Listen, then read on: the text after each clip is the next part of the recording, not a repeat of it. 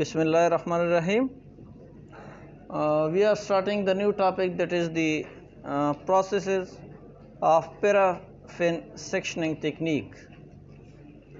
Up till we have discussed in the previous lectures about the collection of tissue, that how we can collect tissue and what should be their formalities for collection of these samples. So it was also just a process of paraffin sectioning technique or paraffin embedding technique. So as we have collect the specimen or tissue, we have also discussed about the fixation. We have covered these two topics in the previous lectures. Today we are starting or continuing from the previous lectures, that is the hydration or washing. Hydration means it is the term derived from the water, means we are adding water to something. Hydration means we keep the tissue that has been fixed in some specific fixative, we keep this tissue overnight in a water, so that to remove these fixative or the extra fixative from that tissue. यानी वो tissue जिसको हमने collect किया हुआ है, उसकी हमने fixation की हुई है, ज़ाहिरी बात है उसके अंदर एक्स्ट्रा जो है हमारे पास फिक्सेटिव भी होगा, तो उस फिक्सेटिव को निकालने के लिए हम क्या करते हैं, उस टिश्यू को वॉश करते हैं under running tap water. Means एक नलकी के नीचे जो है हमने कोई बॉटल या कोई जार वगैरह रखी होती है जिसके अंदर डिफरेंट पोर्स होते हैं। When the tissue is placed inside that jar, so the water coming from that tap immerse from these pores, उस पोर्स से जो है वाटर निकल जाता है और उसी ही टिश्यू चूँकि उसके अंदर होता है तो जो एक्स्ट्रा हमारे पास फिक्सेटिव होता है वो इस टिश्यू से निकल जाता है। And that process is accomplished with in 6 hours. तकरीबन हम कम से कम जो है 6 आवर्स के लिए उसको रखते हैं। फॉर एग्ज़ाम्पल हम पूरी रात के लिए भी उसको रख सकते हैं ताकि बाकायदा जो है उससे वो जो फिक्सेटिव है उसके वेपर्स वगैरह वो इससे निकल जाए। तो ये ओवरनाइट भी हम रख सकते हैं। फॉर एग्ज़ाम्पल आपने रात को रख लिया और दोबारा जब सुबह उठे नलकी आपने खोली छोड़ी है, नलकी को हम ज़्यादा तेज़ नहीं छोड़ते उस नलके को, ठीक है, इतने आराम से छोड़ते हैं कि बाकायदा वो टिश्यू को मज़ीद डैमेज ना करें, कोई प्रॉपर तरीके से आराम से जो है उस पर पानी गिरता रहे उस जार में। So the next one is the dehydration. No that tissue contains the large amount of water because we have hydrated this tissue. So to remove these water contents from this tissue samples, we keep them in various graded series of solution. हमने कुछ जो है series of solution बनाए होते हैं alcohol के, तो उसमें से उसको एक एक करके रखते हैं और वो बाकायदा ग्रेडेशन फॉर्म में होती है। लोअर कंसंट्रेशन से हम हायर कंसंट्रेशन की तरफ जाते हैं, तो जिसकी वजह से फिर क्या होता है कि जो फिक्सेटिव होता है उस टिश्यू के अंदर उसके वाटर कंटेंट्स जो हैं उसको हम निकाल देते हैं। It is the process that can be used to remove the water from the tissue. It is usually performed with alcohol. हम अल्कोहल से उसको करते हैं। अमूमन हम इसके लिए इथाइल अल्कोहल या इथानोल यूज़ करते हैं। इसके अलावा हम मिथाइल अल्कोहल भी यूज़ करते हैं, लेकिन इथानोल इज़ द बेस्ट, ठीक है, इथानोल हम उसमें यूज़ करते हैं।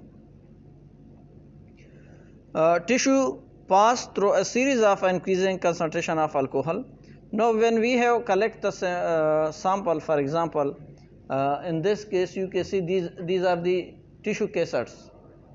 ये हम टिश्यू कैसेट्स इसको कहते हैं। टिश्यू कैसेट क्या चीज़ है, ये एक प्लास्टिक की बनी हुई सॉकेट से हैं जिसके अंदर हम टिश्यू को रखते हैं और उसी टिश्यू को एक किस्म का सेफ एनवायरनमेंट हम प्रोवाइड करते हैं, ठीक है। जब हम इसके अंदर टिश्यू को रखते हैं ऊपर से उसका ढक्कन पर बंद कर देते हैं तो टिश्यू जो है उसके अंदर ही महफूज रहता है।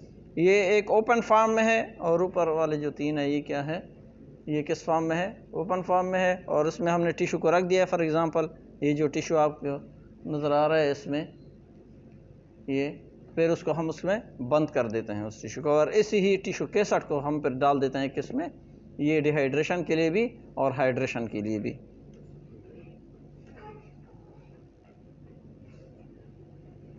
Now you can see the procedure of dehydration, in which you can see various types of jars and their concentration has been written on these jars.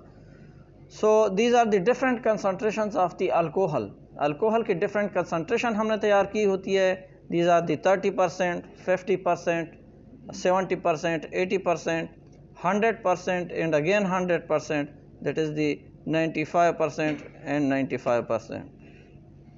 First of all, when we put these samples in with this alcohol, actually percent means 30% means 30 ml हमने alcohol लिया होता है और फिर जो है हमने उसमें 70% डिस्टल वाटर डाला होता है। तो ये जो फाइनल कंसंट्रेशन हमारे पास बनती है टोटल 30% होती है और टोटल वॉल्यूम हमारे पास कितना होता है, तकरीबन 100 ml का होता है। इसी हिसाब से फिर हम तैयार करते हैं। अगर 200 ml भी हमने लेना है, 300, 400, 500 जितना ml हमने लेना है, तो वो उसी के हिसाब से हम कंसंट्रेशन फॉर्म में तैयार करते हैं। तो सबसे पहले हम किस में डालते हैं, इसको 30% में डालते हैं। 30% में जब डालेंगे वहाँ से तकरीबन ये 2 आवर्स हम इसमें देंगे। 2 आवर्स के बाद मीन्स इसमें ये केसट्स या जो टिश्यू है वो पड़ा रहेगा। तो उसके बाद हम उसको चेंज करते हैं, दूसरे 50% वाले में डाल देते हैं। उसमें भी तकरीबन हम इसको 2 आवर्स ही देंगे। 2 आवर्स जब इसमें गुजारेगा, फिर इसको हम इधर से 70% की तरफ लेके आते हैं। उसमें भी हमारे पास ये 2% जो है सारी 2 आवर्स हम देंगे।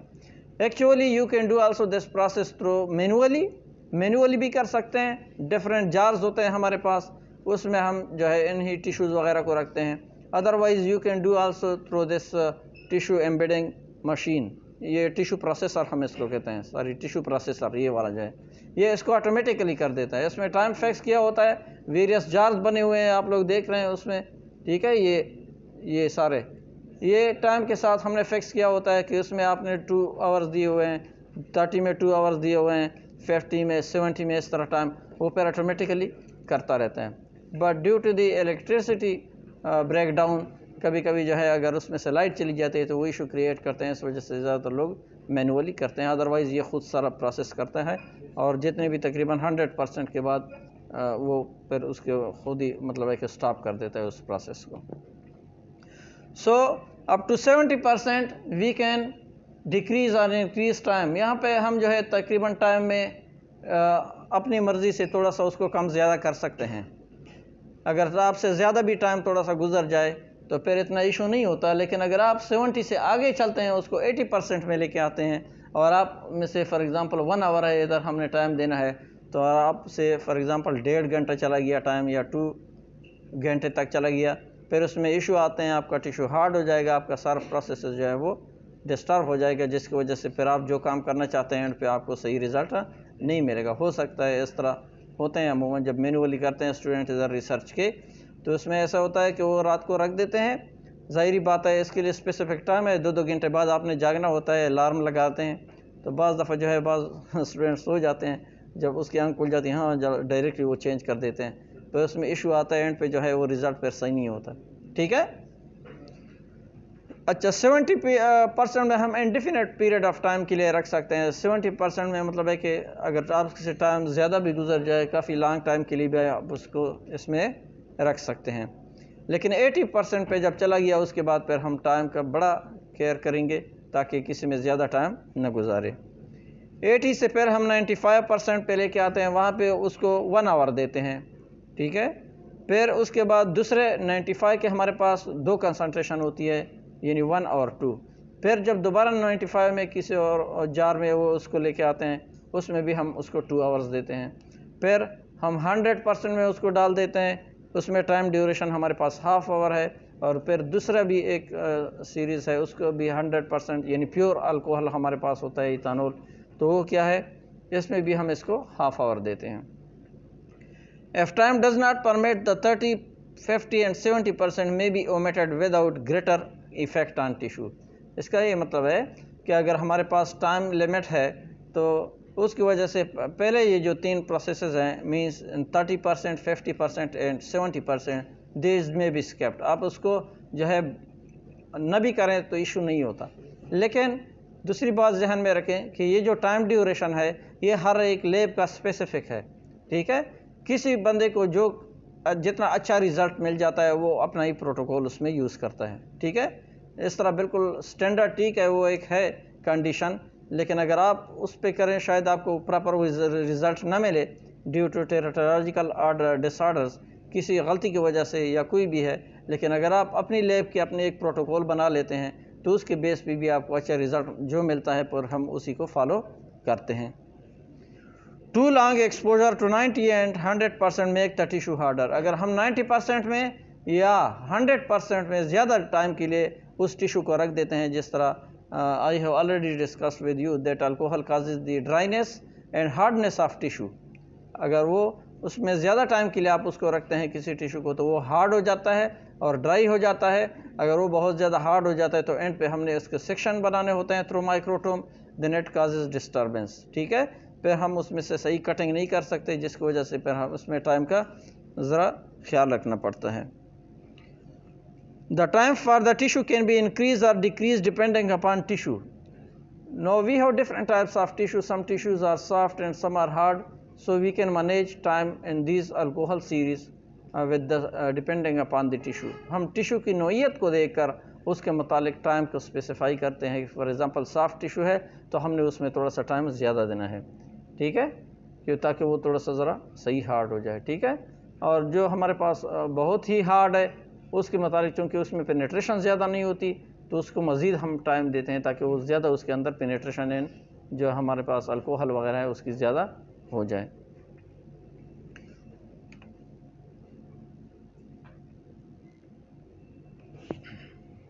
No other agents other than alcohol can also be used for the dehydration process. एक तो हमने कहा कि हम इथानॉल भी यूज़ कर सकते हैं, इसके अलावा हम इथानॉल यूज़ करते हैं, लेकिन अलावा जी इसके हम दूसरी भी जो है केमिकल कंपाउंड्स हैं उसको यूज़ कर सकते हैं एजेंट्स।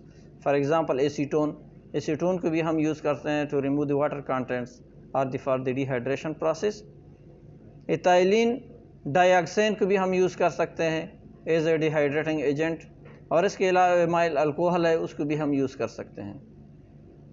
अब जब ये 100% पे हमारे पास आ गया, एंड पे चूँकि 100% है हमारे पास जिसमें तकरीबन हाफ आवर हमने देना है, वहाँ से जब हम टिश्यू को निकालेंगे तो वहाँ से निकाल के हम उसको अभी अल्कोहल को रिमूव करेंगे।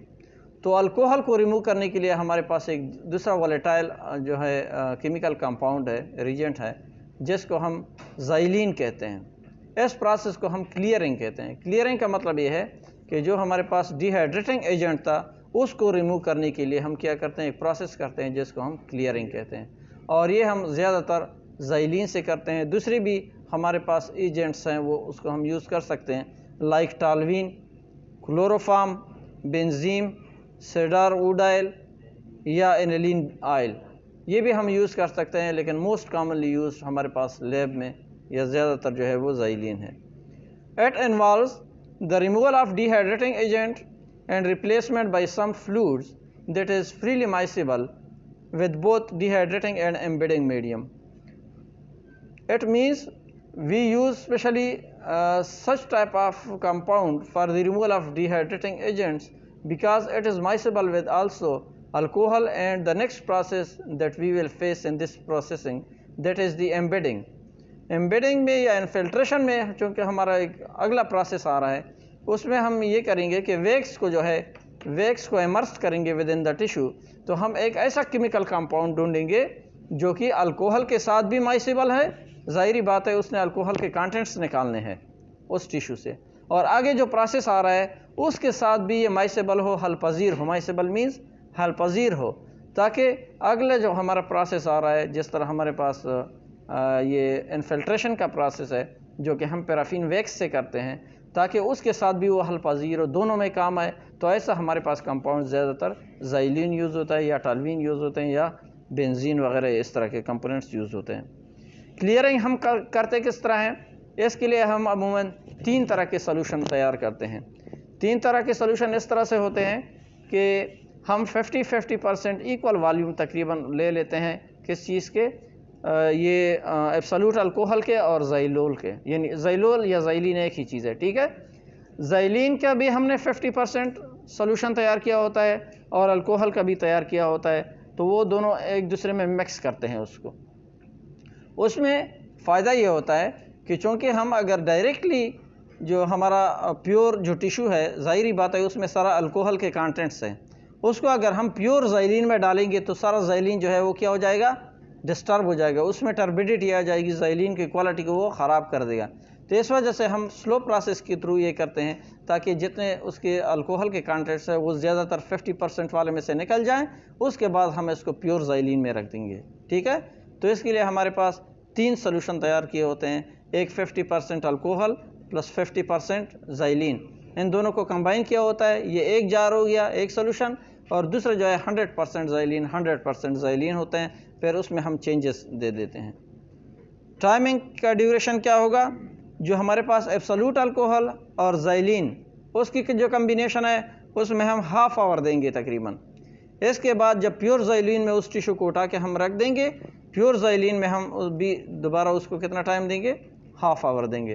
फिर वहाँ से हाफ आवर गुजरने के बाद वो हम क्या करेंगे, दोबारा दूसरे वाले में डालेंगे, वो भी हमारे पास 100% होगा। अब सवाल ये पैदा होता है कि जो हमारे पास 100% है उसको हम सिंगल सोल्यूशन यूज़ क्यों नहीं करते।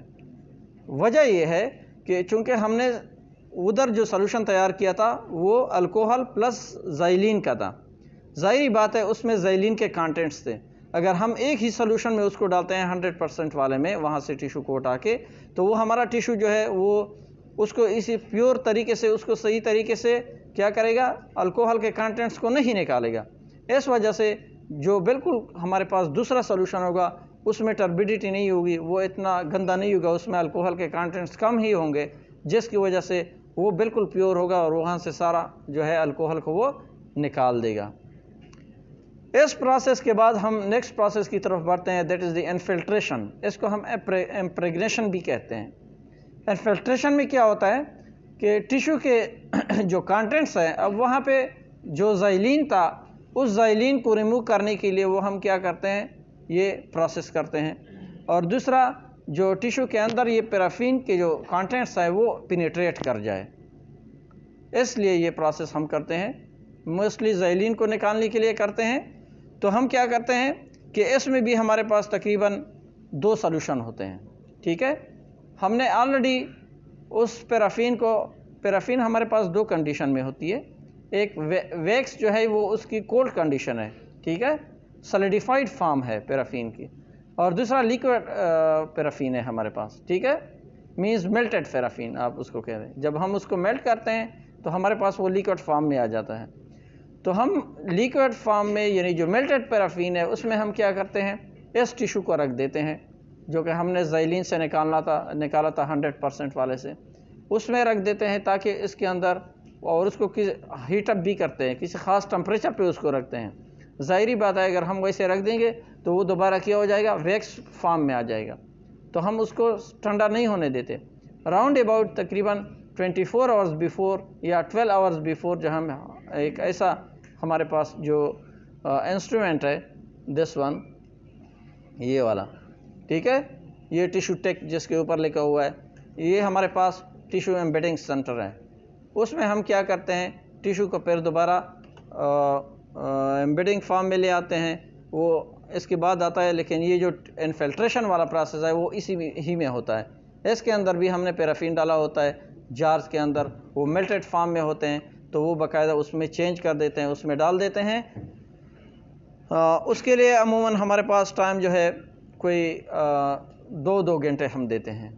कितना टाइम देते हैं, 2 घंटे। ज़ाहिर बात है 2 कंसंट्रेशन हमारी होती है, यानी कंसंट्रेशन तो है इसमें होती अपनी जो है वैक्स फॉर्म में होता है, सॉलिडिफाइड फॉर्म में होता है, मेल्टेड कंडीशन में उसको ले आते हैं, लेकिन फिर उसमें 2 आवर्स हम उसको दे देते हैं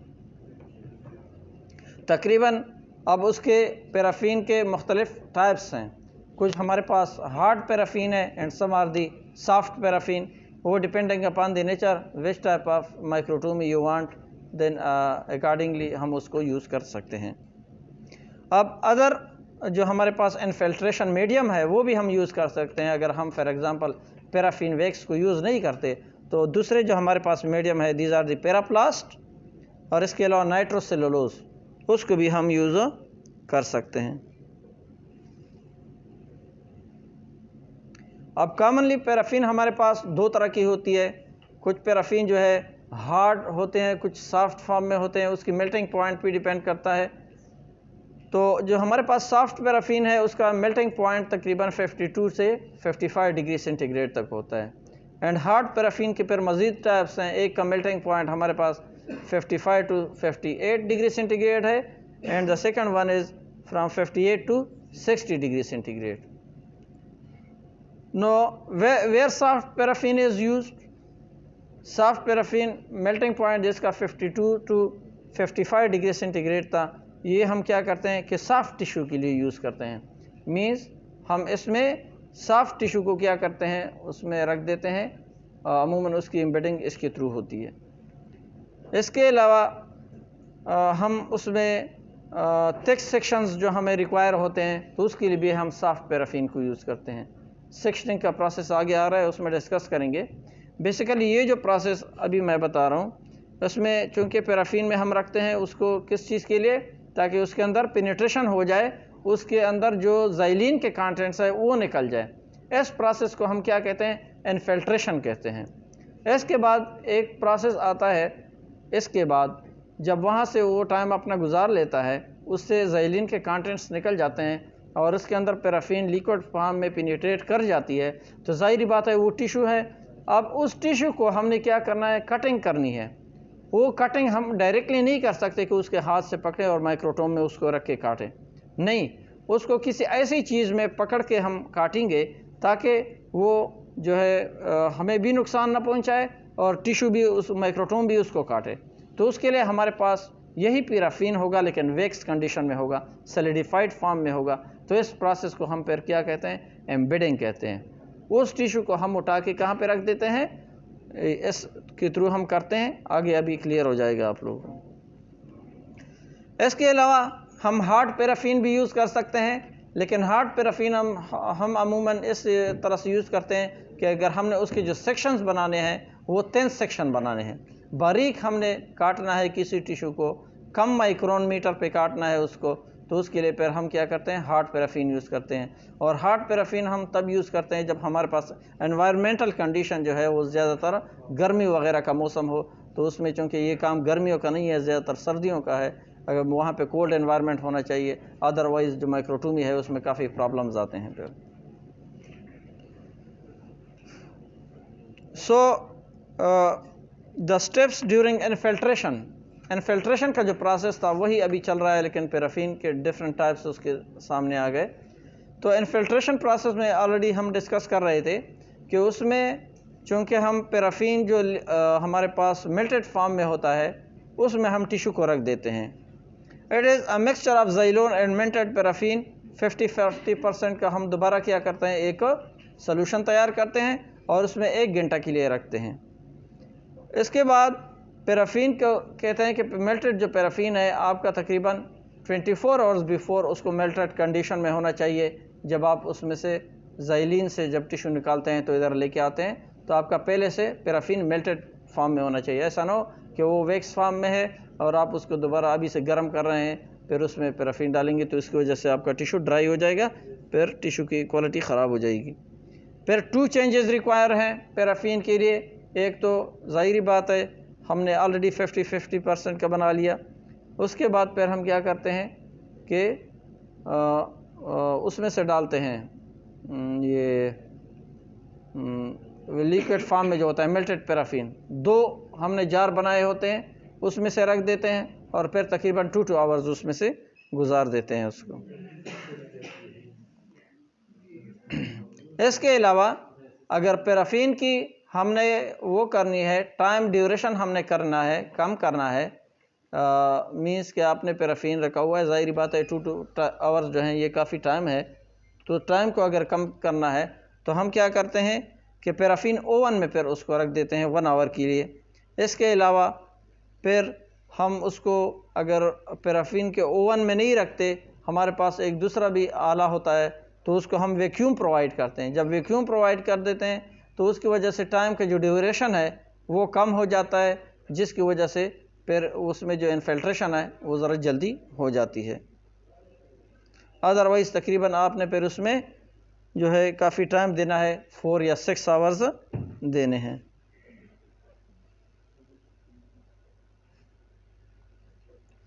जब उसमें इन्फिल्ट्रेशन हो गई, यानी पैराफिन जो लिक्विड फॉर्म में था, मेल्टेड फॉर्म में था, वो टिश्यू के अंदर पेनिट्रेट कर गया, उसके बाद एम्बेडेड प्रोसेस आता है, एम्बेडिंग प्रोसेस, वो इसके थ्रू होता है, ये टिश्यू ट्रैक के through.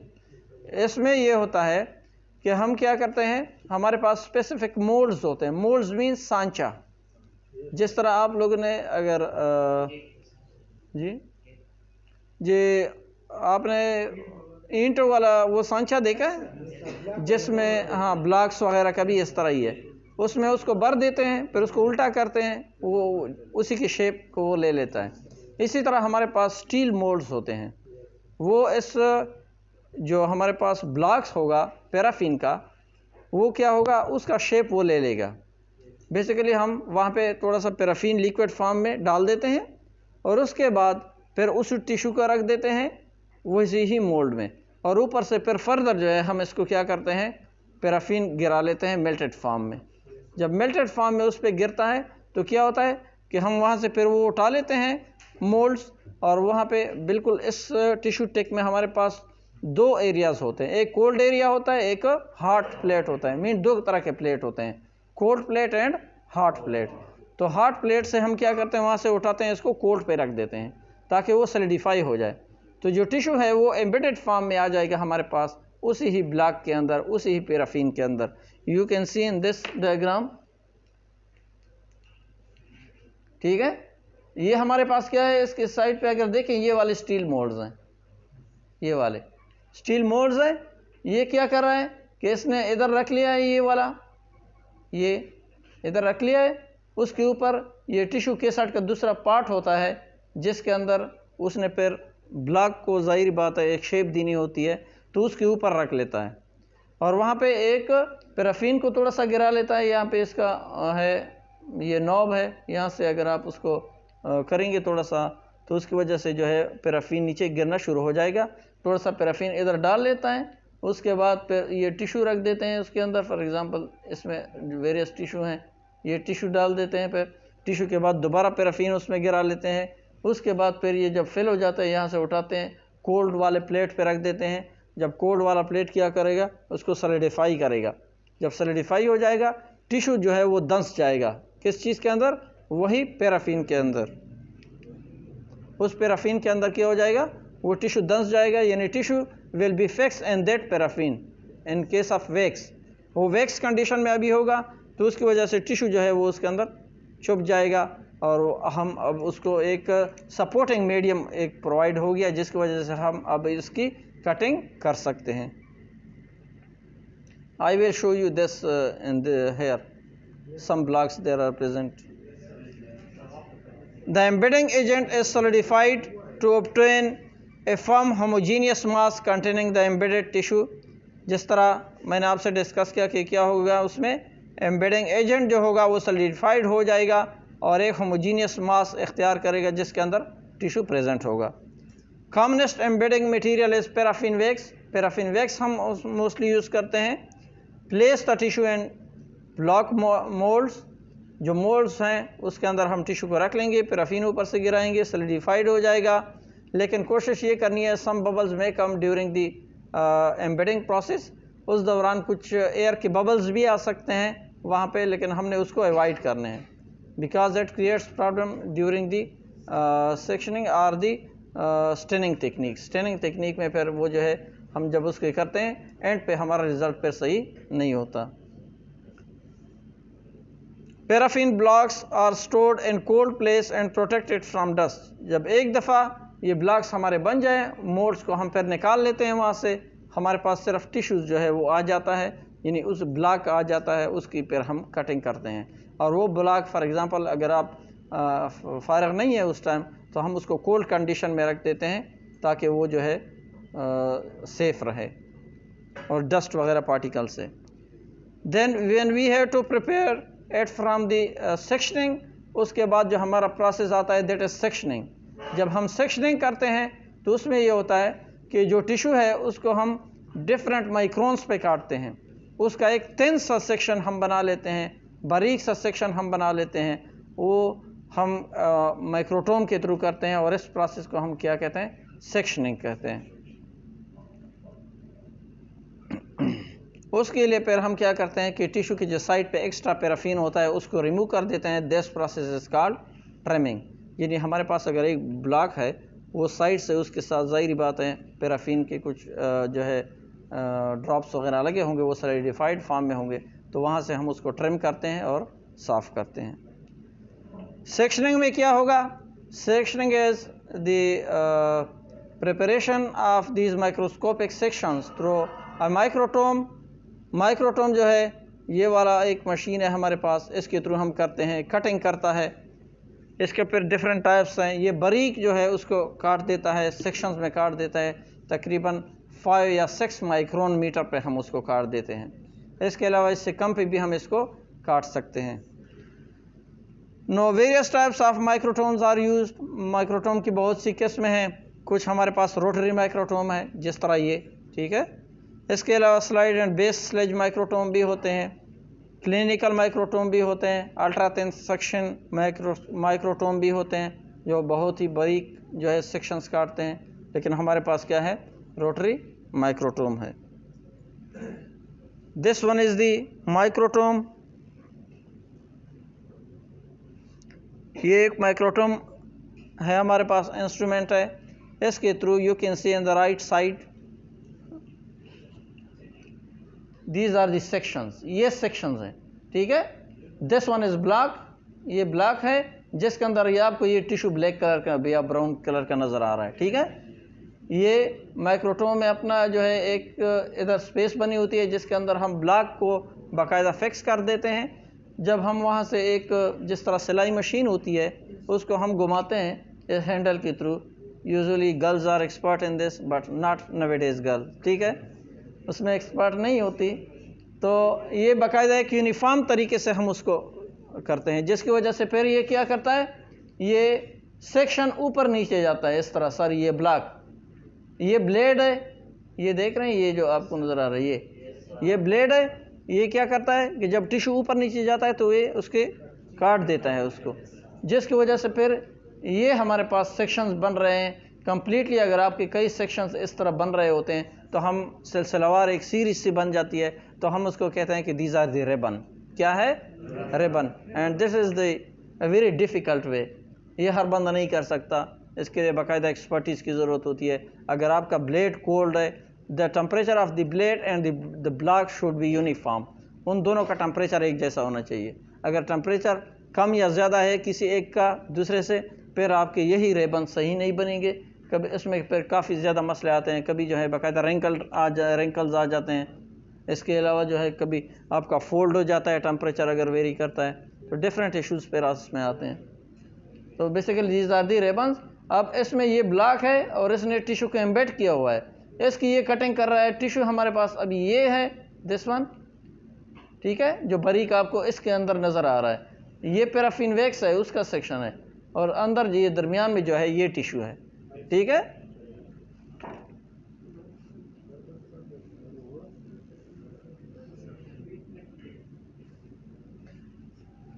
Mounting the section on slides. अब नेक्स्ट प्रोसेस इसमें क्या है कि जब हमारे पास ये सेक्शन आ गया तो उस सेक्शन को हम क्या करते हैं, बाकायदा कट करते हैं। जब हम थोड़ा सा उसको उठाते हैं उस सेक्शन को, थ्रो जो है क्या कहते हैं, फोरसेप उसको उठाते हैं। वहाँ पे हमारे पास एक वाटर बाथ होता है, ठीक है। उसके हमने टेम्परेचर मेंटेन किया होता है अराउंड अबाउट 58 और 56 डिग्री सेंटीग्रेड पे, ठीक है। तो वो थोड़ा सा वार्म वाटर होता है। हम वहाँ से यही सेक्शन, यही रेबन उठाते हैं और उसमें डाल देते हैं, ठीक है, फोरसेप के थ्रू। वहाँ पे जब डाल देते हैं तो वो क्या करता है, उसके अंदर जो रिंकल्स हैं, बेसिकली वो पानी थोड़ा सा वार्म होता है, जिसकी वजह से वो रिंकल ख़त्म हो जाते हैं और टिश्यू बिल्कुल इस तरह फ्लैट हो जाता है। जब टिश्यू के साथ चूँकि पैराफिन का भी सेक्शन है, तो वो जब फ्लैट हो जाता है, हम एक स्लाइड उठाते हैं और उसको तकरीबन 45 या 60 डिग्री पे एंगल पे रख के उसके नीचे वो ले आते हैं, और उसके बाद फिर हम उसी ही टिश्यू को ऊपर उठा देते हैं, ठीक है। लेकिन इस पानी में हमने जेलाटिन भी मिलाया होता है। क्या? जेलाटिन का क्या फंक्शन है कि ये फिक्सिंग के तौर पे काम करता है। यानी ये जो हमारा स्लाइड है और टिश्यू है, ज़ाहिरी बात है वो उसके साथ चिपकेगा नहीं। कैसे चिपकेगा? जब इसके अंदर कोई मटेरियल होगा, पानी के अंदर जेलाटिन डाला हुआ है, तो वो एज ए क्या काम करता है? फिक्सिंग काम करता है। वो जब हम उसको उठाते हैं तो उसके साथ वो क्या हो जाएगा? फिक्स हो जाएगा। ज़ाहिरी बात है दरमियान में वाटर के कंटेंट जेलाटिन आ गया, ऑलरेडी उसमें जो है हलशुदा है, तो उसकी वजह से फिर क्या होगा कि वो जो टिश्यू हमारा सेक्शन है वो स्लाइड पे फिक्स हो जाएगा। लेकिन अभी इतना फिक्स नहीं हुआ, ठीक है। हम इसको क्या करेंगे कि दोबारा एक और हमारे पास हार्ड प्लेट होता है, ये वाला, ठीक है, ये वाला हार्ड प्लेट है। उस हार्ड प्लेट पे हम उस स्लाइड को रख देंगे। उस हार्ड प्लेट पे जब रख देंगे, एक फ़ायदा ये होगा कि उसके अंदर जितने भी वाटर के वेपर्स होंगे या कंटेंट्स होंगे वो एवापोरेट कर जाएंगे। दूसरे, जो चूँकि हार्ड प्लेट है, पैराफिन उसके ऊपर ज़ाहिरी बात है टिश्यू के एम्बेड किया हुआ है उसने, जो पैराफिन होगा वो लिक्विड फॉर्म में दोबारा आ जाएगा, तो उसकी वजह से वो जो पैराफिन है वो वहाँ से पिघल जाएगा और वहाँ से हट जाएगा। वहाँ पे सिर्फ कौन सी चीज़ रह जाएगी? सिर्फ टिश्यू रह जाएगा।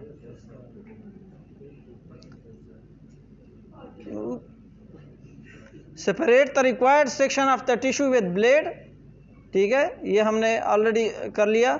Sections are flattened on warm water round about at the temperature of 50 to 55 degree centigrade in water bath. Dip the slide in water under section, section के अंदर स्लाइड को जो है डिप करेंगे। Float the section on slide, slide पे उठाएंगे उसको। Remove slide mounting section from the bath, वहाँ से हम उसको उठाएंगे। ड्रेन ऑफ वाटर, वहाँ से इसको थोड़ा सा ऐसा पकड़ेंगे जिसकी वजह से वाटर जो है उससे ड्रेन कर जाएगा, वह ज़्यादा वाटर चला जाएगा। Dry the slide on moderate heat, तकरीबन 37 to 40 डिग्री सेंटीग्रेड पे हम रखते हैं इसको 16 to 24 आवर्स। लेकिन इतना टाइम किसके पास है? फिर हम उसको इंक्यूबेटर में रख देते हैं और उसके लिए फिर हम टेम्परेचर थोड़ा सा बढ़ा देते हैं, 45 to 50 डिग्री सेंटीग्रेड पे रख देते हैं और 30 to 60 मिनट के लिए रख देते हैं। उसके बाद जो हमारे स्लाइड होंगे उसके ऊपर सिर्फ माइक्रोस्कोपिक वो खूबसूरत सा सेक्शन होगा जिसके लिए हम वेट कर रहे थे, ठीक है। The section mounted on glass sides and thoroughly dried may be stored indefinitely. अब ये जो सेक्शन है, अब हम इसको क्या करते हैं, ये फिक्स हो गए हैं, इसके बाद हमारा सेक्शन ये तैयार हो गया। ये हमें वैसे नज़र नहीं आता जब तक हम इसको कोई स्टेन वगैरह जो है न दें। जब स्टेन करेंगे तभी वो हमें नज़र आएगा। लेकिन यहाँ पे हम एंड करते हैं और इंशाल्लाह नेक्स्ट टॉपिक में जो है वो हम